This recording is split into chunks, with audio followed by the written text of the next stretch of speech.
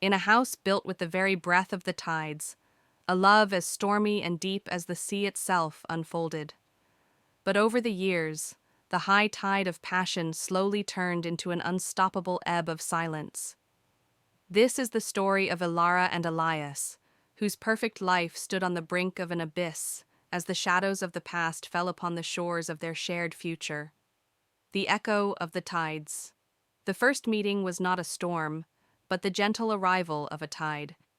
It was in a small, faded cafe on the coast, where the scent of salty air and old paper hung in the atmosphere. Alara, an artist with eyes the color of the sea on a gray day, was sketching the rugged beauty of the cliffs. Elias, an architect whose hands were as precise as his blueprints, nearly stumbled over her chair. Their gazes met, and in that moment, time seemed to dissolve into waves. Their love was an ebb and flow. At times it was stormy and passionate, like the spray lashing against the rocks. At others it was gentle and peaceful, like the sea at sunset. He loved her chaotic creativity, the way she saw the world not in lines, but in emotions. She admired his calm and his ability to bring order into her life without suffocating it. They built a house together by the sea, a structure of glass and wood that seemed to breathe with the tides. It was their shared masterpiece, their fortress, their promise to each other. But with the years, cracks began to creep into the foundations. It started with small things. Elias's work became increasingly demanding. Meetings stretched late into the night. The conversations at the dinner table fell silent. Alara felt as if she was slowly becoming isolated in her own world. His precision, which she had once so admired, seemed to transform into a relentless coldness. He planned every minute, every trip, every meal. Only love seemed to be something he forgot to schedule. The shadows fell when a new colleague joined Elias's office, a young, brilliant engineer named Lena. Elias spoke of her with a passion he had not shown Alara in a long time. Alara felt a growing anxiety within her, a quiet but relentless ebb that pulled the love out from under her feet. She saw the familiar signs of devotion he had once reserved only for her, now in the stories he told about Lena's talent. He called it admiration, but Alara saw the admiration that her own eyes once held for him, now in his eyes for someone else. The explosion, as is often the case, did not come from a direct betrayal, but from the accumulation of silence. It was a rainy evening. Alara had been working for days on a new painting, a piece meant to capture her inner turmoil. She waited for Elias, the pizza growing cold. He didn't call.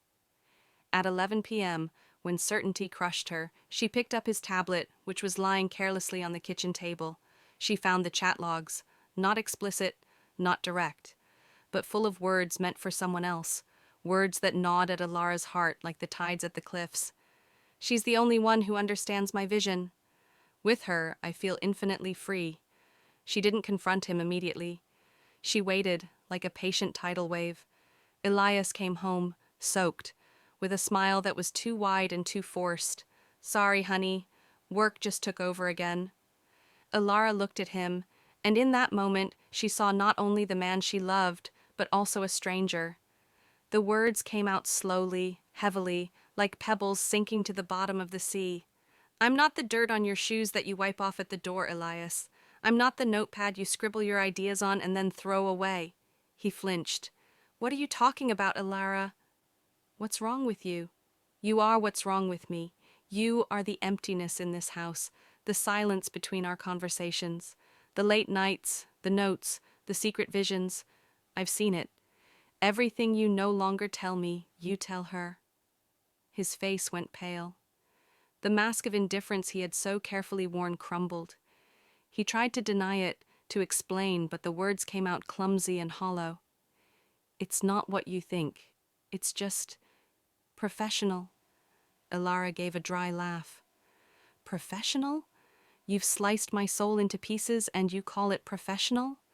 Tears welled up in her eyes, but she refused to let them fall. She looked at him as she would look at a damaged work of art, with sadness, with pain, but also with a clear, analytical distance.